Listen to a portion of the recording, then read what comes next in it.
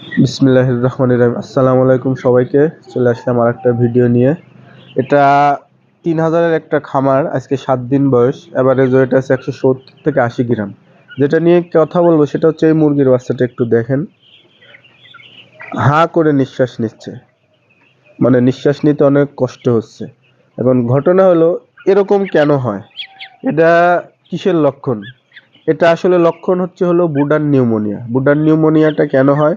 আমরা যখন বুডিংটা ভেঙে দিয়ে পেপারটা তুলে দিয়ে সরাসরি গুঁড়ার মধ্যে দেই, তখন এটা হওয়ার সম্ভাবনা বেশি থাকে, কারণ গুঁড়াতে প্রচুর ডাস্ট থাকে। এই কাঠের গুঁড়া মুরগি খায়, যার কারণে এটা হয়। সেই ক্ষেত্রে আপনারা কি করতে পারেন, গুঁড়াতে তুতিয়া পাওয়া যায়, তুতে বলে অনেকে, কপার সালফেট যেটা ইংরেজিতে নাম।